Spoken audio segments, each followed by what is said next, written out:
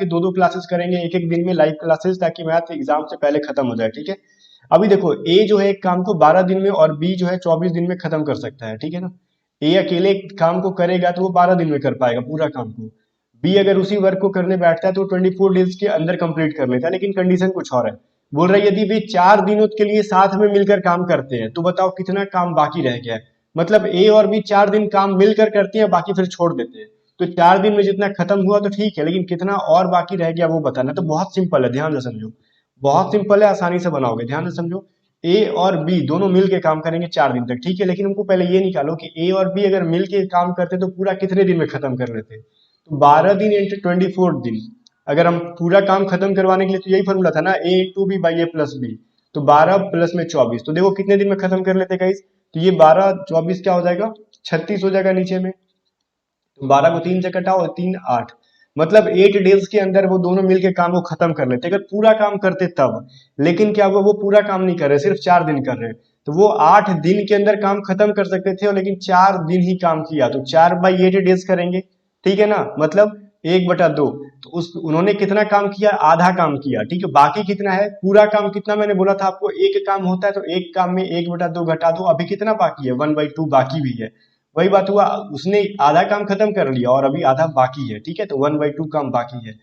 तरीका मैंने क्या बोला, पूरा निकालो कि दोनों मिलकर कितने दिन में खत्म कर लिए, 8 दिन में कर सकते थे अगर पूरा काम करते तब। ठीक है, लेकिन 8 दिन में पूरा काम कर सकते थे, तो लेकिन 4 ही दिन उन्होंने काम किया। इसको बिना सॉल्व किए भी बना सकते थे। ठीक है ना, 8 दिन में पूरा काम कर किया जा सकता था, लेकिन 4 दिन में कितना करेंगे, आधा काम करेंगे, सिंपल सा था। अगर हम इसको नहीं बनाते, खाली ऊपर वाला निकाल लेते, तो भी आप लॉजिक से समझ जाते कि 8 दिन में जब पूरा काम होता तो 4 दिन में आधा काम होता। तो बाकी काम कितना रह गया, अभी आधा काम बाकी रह गया। ऑप्शन नंबर बी आपका राइट आंसर है। चलो अगला क्वेश्चन है, मैं जरा जल्दी से यहाँ पे नोट्स बना दूं, ताकि जब आपको पीडीएफ दूंगा तो आपको समझ में आ जाए। थोड़ा सा आप स्किप कर लेना इसको, ठीक है ना। चलो, ये 24 दिन था, 12 × 24 प्लस में 12 प्लस में 24, ये नोट्स मैं आपके लिए तैयार कर रहा हूँ ताकि आपको जब समझ में आ जाएगा, जब मैं आपको दूंगा तो। ठीक है, ठीक है ना। तो ये 8 डेज में कंप्लीट कर सकते थे। ठीक है ना, आप स्किप कर लो अगर अभी तक देख रहे हो तो। तो अभी कितना करेंगे, 4 डेज में 1/2, देन रिमेन कितना है भाई, अभी बाकी कितना है, 1/2। ठीक है ना, ये लॉजिक तो समझ ही गए होंगे। चलो अगला क्वेश्चन देखो, अभी बोल रहा है पी का 4/3 है, क्यू का 1/7। देखो पी का 4/3 हिस्सा जो है वो क्यू के 1/7 हिस्से के बराबर है। तो पी रेशियो क्यू निकालो, तो सिंपली इसको निकाल सकते हो, हमने पढ़ा था ये चीज। क्या करोगे, देखो ये इस वाले 3 को इस साइड भेज दो। ठीक है, तो पी के साथ इधर 4 × 7 कर दो, ये जो 7 है बटा में, वो किधर जाएगा, इस साइड मल्टीप्लाई हो जाएगा आके। अब ये 3 जो बटा में है वो क्यू के साथ जाके मल्टीप्लाई हो जाएगा। ठीक है, तो P कितना हो गया, P × 28 बराबर ये क्या हो गया, 3Q। ठीक है ना, तो वही रेशियो में बदलोगे तो Q के साथ जो गुना है वो Q का रेशियो होगा, और 28 जो है P के साथ गुना वो Q का रेशियो हो जाएगा। तो P रेशियो Q कितना हो गया, 3/28। मैंने बोला ना ये बिल्कुल भी बदल जाते हैं। तो राइट आंसर क्या हो गया अपना, बी हो गया। ठीक है, चलो ये सब चीजें हमने रेशियो प्रोपोर्शन में पढ़ा था, बहुत आसान से पढ़ा था, वो सब प्लेलिस्ट मैंने बना दिया, उन सभी प्लेलिस्ट का लिंक डिस्क्रिप्शन में, मैथ्स 2021 करके। भले उसमें सिर्फ एयरफोर्स लिखा है, बाकी वो कोस्ट गार्ड एग्जाम के लिए भी बहुत इंपॉर्टेंट है। अभी देखो ए बी से 35% अधिक है, बी जो है सी से 65% कम है, तो ए बी सी का रेशियो बताओ। देखो सी से कितना है भाई, देखो ए जो है बी, ए का रिलेशन है बी के साथ, बी का रिलेशन है सी के साथ, तो क्यों नाम सी का वैल्यू रख लें, उसके अकॉर्डिंग बी का वैल्यू निकाल लेंगे और उसके अकॉर्डिंग ए का वैल्यू निकाल लेंगे। तो ये चीज बना लोगे ना उसके अकॉर्डिंग अकॉर्डिंग करके। तो जो बोला लास्ट में बी जो है सी से 65% कम है, तो मान लो सी जो है 100 है, तो बी कितना हो जाएगा, 65% कम मतलब 100 - 65, मतलब कितना हो गया भाई, 35 हो जाना चाहिए।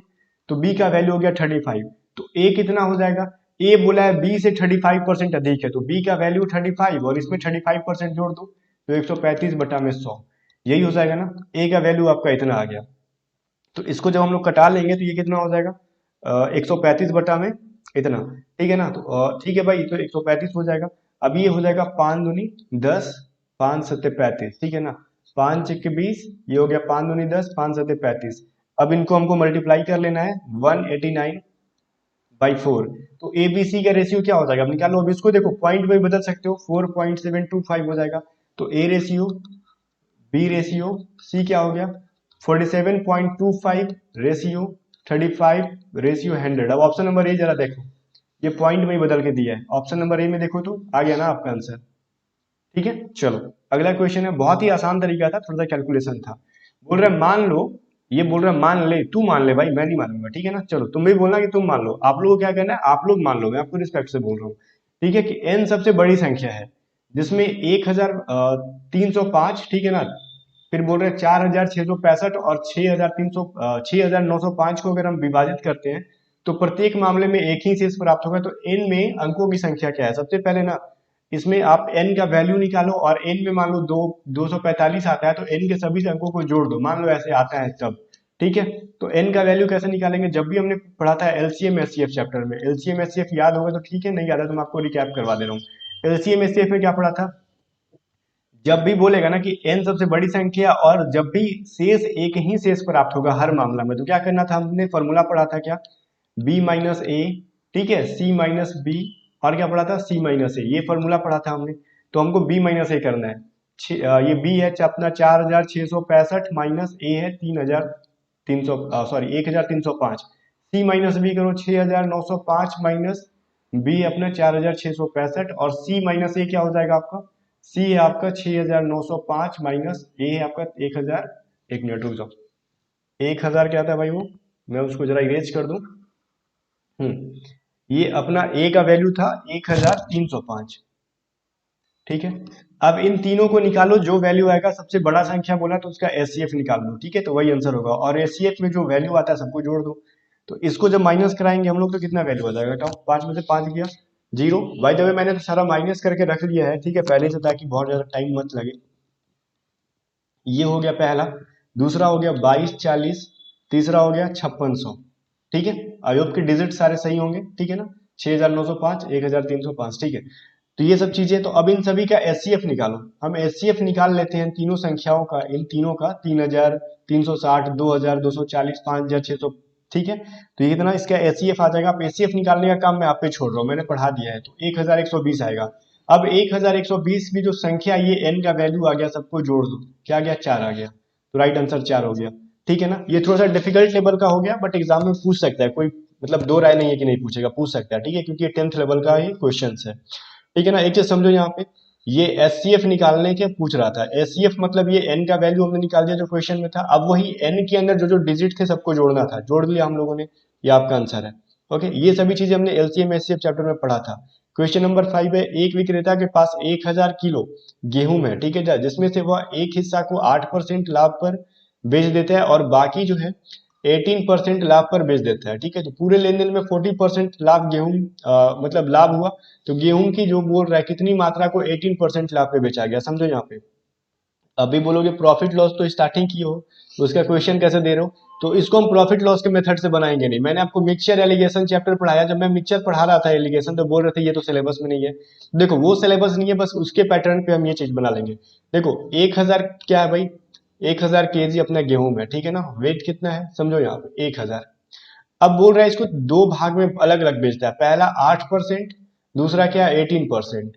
अब दोनों को जब मिला दिया जाए तो कितना परसेंट मिल रहा है उसको, 14% का प्रॉफिट हो रहा है, ठीक है ना। तो दोनों का वैल्यू 14% है, क्रॉस माइनस कराओ, अगर ये चीज पढ़ा था मिक्सचर एलिगेशन में तो समझ में आएगा। 18 में से 14 घटाओगे तो क्या आएगा 4, अभी 14 में से 8 घटाओ, बड़े वाले में से छोटा घटाना, तो ये 6, तो फाइनली इनका कट के क्या होगा, रेशियो 2:3 हो जाएगा।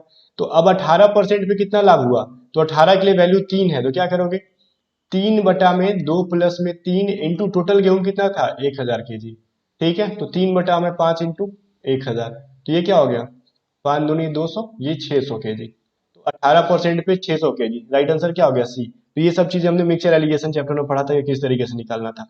अब बाकी थोड़ा बहुत रेशियो का भी इसमें लॉजिक आ गया, ठीक है। और देखो मिक्सचर एलिगेशन और रेशियो का लॉजिक लगा के हमने प्रॉफिट लॉस का क्वेश्चन बना लिया, कितना आसान है। आगे देखो क्वेश्चन नंबर 6 है, इसको मैं प्रॉफिट लॉस में भी पढ़ाऊंगा अलग तरीके से भी, टेंशन मत लेना, अब तो वो चैप्टर स्टार्ट ही हो गया आपका 10:30 बजे मॉर्निंग में। एक आदमी अपनी संपत्ति को इस प्रकार विभाजित करता है कि उसके पुत्र और पत्नी के शेयर तथा पत्नी और पुत्री के शेयर का अनुपात 3:1 है। ठीक है, तो बोल रहे यदि पुत्री को पुत्र से 10,000 कम का शेयर मिलता है तो पूरी संपत्ति का मूल्य कितना है। देखो सबसे पहले क्वेश्चन क्या बोल रहा है, एक इंसान है, ठीक है ना, एक आदमी है, ये इसके पास कुछ प्रॉफिट है, शेयर है, ठीक है, बहुत ज्यादा है, तो उसमें से 3 लोगों को ये शेयर शेयर जो है बांट दे रहा है, किसको किसको, पहला अपना सन को, दूसरी अपनी वाइफ को, तीसरी अपनी डॉटर को, ठीक है, डॉटर को बांट दे रहा है, ठीक है, ठीक है ना, DAUGSTR लिख लेना, मैंने लिखा नहीं वहां पे। तो क्या करना, सन वाइफ एंड डॉटर को ये बांट दे रहा है, ठीक है ना, तीनों को। अभी यहाँ पे रेशियो देख रहा है, दे रखा है कि देखो इसमें जो है ना पत्नी के शेयर तथा देखो पत्नी और पुत्री को दे रहा है, ठीक है ना, और पुत्र, और क्वेश्चन में फर्स्ट लाइन में लिखा हुआ है कि पुत्र और पत्नी को, तो सन को और वाइफ को पहला रेशियो, और दूसरा जो है वाइफ को और डॉटर को दूसरा रेशियो, दोनों का रेशियो सेम है 3:1, 3:1। तो हम क्या करेंगे, सन वाइफ एंड डॉटर का रेशियो निकाल लेंगे, ठीक है ना। उसके बाद बता देना है कि हमको क्या वैल्यू होगा। पहले सबसे पहले क्या करेंगे, सन और वाइफ का रेशियो हमको 3:1 दे रखा है, थोड़ा सा पीछे करके देख लेना, नहीं समझ में आएगा तो। फिर वाइफ रेशियो डॉटर का दे रखा है हमको 3:1, तो हमको सन का मतलब बेटे का, वाइफ का एंड डॉटर का, तीनों का रेशियो क्या हो गया, 9:3:1। कैसे हमने निकाला, हमने रेशियो प्रोपोर्शन में इसका शॉर्ट ट्रिक समझा था। अभी बोल रहे हैं देखो, यदि पुत्री को पुत्र से 10,000 कम मिला तो पुत्री का और पुत्र का क्या रेशियो है, 9:3:1, ठीक है ना, 9 और 1 का है, मतलब इन दोनों का रेशियो 9:1 का है, और इन दोनों के बीच में डिफरेंस कितना का है, 10,000 का। तो रेशियो में डिफरेंस है 8 का, तो मैंने बताया था ना कि 8 के डिफरेंस के लिए 10,000 का आंकड़ा है, ठीक है। तो टोटल के लिए कितना होगा, तो 9, 3, 1 क्या हो जाएगा, 13। तो वही चीज हो गया, ठीक है ना। 10,000 के लिए 8 का है, ठीक है ना, 8 के लिए 10,000 का है, तो 13 के लिए कितना हो जाएगा, आप जाके इसको मल्टीप्लाई कर लो, डिवाइड कर लो, ठीक है, तो आपका आंसर आ जाएगा। ये चीजें हमने पढ़ा था, अगर अभी भी समझ में नहीं आ रहा तो मुझे आपको पढ़ाना समझ लो व्यर्थ चला गया, ठीक है ना। आई होप कि आप समझ गए होंगे। ये सारे शॉर्ट ट्रिक्स मैंने आपको बताए थे। तो 16,250 रुपए का पूरी संपत्ति था उसका, ठीक है। ये मैंने बताया था ना कि उनके बीच का डिफरेंस निकाल लो, डिफरेंस का वैल्यू 10,000 है, ठीक है। तो 8 डिफरेंस के लिए 10,000 है, तो 13 के लिए क्या हो जाएगा, ठीक है, तो 13 के लिए मल्टीप्लाई कर लो, 10,000/8 से आंसर आ जाएगा। क्वेश्चन नंबर 7 क्या है, फ्लैट संख्या 204 में किराए पे रहने वाले परिवार के 5 सदस्यों की वर्तमान आयु जो है 40 वर्ष है। देखो एक फ्लैट है, इसका फ्लैट का नंबर 204 है, और इस आंकड़े से हमको कोई लेना देना है नहीं, फ्लैट का नंबर कुछ भी हो। इसमें पांच लोग रहते हैं, एक फैमिली रहता है जिसमें कि 5 मेंबर्स हैं, ठीक है। और इन पांचों का एवरेज जो है, एज जो है 40 ईयर्स है। इन पांचों का एवरेज एज जो है 40 ईयर्स है। तो बोल रहा है यदि परिवार के सबसे छोटे सदस्य की वर्तमान आयु 12 साल है, 12 वर्ष है, तो सबसे छोटे सदस्य के जन्म के समय परिवार का शेष आयु बोल रहा है औसत कितना होगा। देखो अभी तो पांचों का एवरेज कितना है 40, तो टोटल एज एग्जैक्टली कितना होगा पांचों का, तो 40 इंटू 5, तो सभी का एज कितना है भाई, 5 के 20, तो 200, ठीक है ना। पांचों फैमिली का एज अगर हम लोग जोड़ दे तो 200 आ रहा है रिसेंटली वर्तमान में। ये तब का एवरेज पूछ रहा है जब छोटे वाले का जन्म नहीं हुआ था, तो छोटे वाले का जन्म कब नहीं हुआ था, 12 साल पहले, बिकॉज छोटा वाला का एज कितना है 12 साल, तो 12 साल पहले एक ना, तो छोटा वाला का जन्म नहीं हुआ था, तो 12 साल माइनस करोगे तो सिर्फ 12 नहीं करेंगे, हम पांचों में से 12 12 माइनस करेंगे, ठीक है ना। तो 200 में से 12 को 5 बार माइनस करेंगे, तो हमको क्या आ जाएगा, जब छोटे वाले का जन्म नहीं होगा तो उसका वैल्यू आ जाएगा। तो 200 माइनस 60 इज इक्वल टू 140। तो ये 140 कितने लोगों का हो गया, 4 लोगों का। तो 4 लोगों का एवरेज निकाल लो, डिवाइड कर दो, 4 थे 12, 4 5 20, 35। हमने 12 इंटू 5 क्यों किया, इसका रीजन क्या था, क्योंकि 12 साल पहले हम जाएंगे तो पांचों के एज में ना 5 5 साल घटाएंगे, ऐसा थोड़ी कि 12 साल पहले कोई उसका एज 12 साल उसमें भी माइनस करेंगे। तो हमने एज प्रॉब्लम ये चीज पढ़ा था, मुझे उम्मीद है कि अब जितना मतलब अब ज्यादा समझाना नहीं है। अगर देखो मैं समझाना चाहूँ फिर भी शॉर्टकट में, राम और श्याम दो भाई हैं, राम अगर 4 साल बाद 4 साल बड़ा हो जाएगा तो श्याम का भी तो एज में 4 जुटेगा। अगर हम 4 साल पहले की बात करें तो राम के अगर एज में 4 जो घटाओगे तो श्याम में भी 4 घटाना होगा, बस यही लॉजिक था और कुछ नहीं, ठीक है। अभी क्वेश्चन नंबर 8 क्या है, एक विद्यार्थी द्वारा 6 विषयों में प्राप्त अंकों का औसत जो है 88 है। देखो एवरेज का मैंने ये शॉर्ट ट्रिक बताया था, जरा समझना यहाँ पे। एक जो है इंसान है, ठीक है, वो 6 विषय में एवरेज, देखो 6 सब्जेक्ट्स में उसको एवरेज मार्क्स मिलते हैं 88, ठीक है ना। तो बताओ अगर उसको अच्छे से जांच, देखो क्रमागत जांच पर यह देखा गया कि मतलब अच्छे से जांच किया गया तो देखा गया कि एक विषय में उसके द्वारा प्राप्त अंक जो है गलती से 68 के बजाय 86 लिया गया है, तो उसके द्वारा प्राप्त अंकों की सही औसत क्या है। तो हमने इसके लिए ट्रिक क्या पढ़ा था, एवरेज, ठीक है ना, माइनस क्या करना था, जो गलत था उसको सही करो, 68 के बजाय 86 लिया है, ठीक है, तो 86 को हटाना था, 68 लेना था, और बटा में 6 सब्जेक्ट्स थे। तो हमने ये शॉर्टकट पढ़ा था, बाकी आप जो बेसिक से बनाते हैं वैसे बना लो, मैं तो शॉर्टकट से बनाऊंगा बिकॉज एग्जाम में टाइम बचेगा आपका। एवरेज क्या दे रखा है पहले से, 88 दे रखा है, और 86 माइनस 68 करोगे तो कितना आएगा, 18 आ जाएगा, ठीक है ना। तो ये क्या हो गया 6। अब इसको देखो यहाँ पे जोड़ो, घटाओ इसको, 6 या 18, तो 88 माइनस 3 क्या हो गया, 85 हो गया। तो राइट एवरेज क्या हो गया इसका 85। जब हम लोग डिजिट को चेंज करेंगे तो आपका आंसर आ जाएगा। ये सब चीज हमने कहाँ पढ़ा था, तो एवरेज चैप्टर में मैंने पढ़ा दिया है कैसे हुआ। अब ये मत पूछना कि कैसे शॉर्ट ट्रिक बना रहे हो। अगर आप बेसिक तरीका से बनाओगे तो फिर आपको समझ में आ रहा है ना कि बहुत बड़ा क्या होगा, कैलकुलेशन होगा। अब आपको कुछ लोगों को ये चीज समझ में तब नहीं आएगा जब वो मेरी क्लासेस नहीं किए होंगे। जो लोग कंटिन्यू किए होंगे और रिवीजन कर रहे होंगे वो लोग समझ जाएंगे, जो लोग रिवीजन नहीं कर रहे होंगे तो उनको भी नहीं समझ में आएगा। अभी देखो क्वेश्चन नंबर 9 क्या है, पांच क्रमिक सम संख्याओं का औसत जो है 10 है, तो दूसरी सबसे बड़ी संख्या का वर्ग निकालो। तो जब भी सम संख्या या फिर विषम संख्या दोनों के लिए क्या मान वैल्यू रखेंगे, x+2। विषम रहेगा तो भी हम यही रखते हैं x+4, x+6, x+8। तो ये पांच संख्या हो गया ना, ये पांच संख्या टोटल, इनका औसत है 10, तो 10 इंटू 5 होगा तो एग्जैक्टली सम निकल जाता है। तो क्या होगा 5x, ये सब चीजें हमने पढ़ा था, 6 4 10, ये 20 हो गया, ये 50 दे दिया। 5x वैल्यू 30 और x का वैल्यू क्या है 6। ठीक है, तो x का वैल्यू 6 है, तो दूसरी सबसे बड़ी संख्या क्या हो गई, x+6 था ना, तो इसका स्क्वायर पूछा है, x+6 का स्क्वायर पूछा है, तो x का वैल्यू 6, 6+6 का स्क्वायर 12 का स्क्वायर मतलब 144।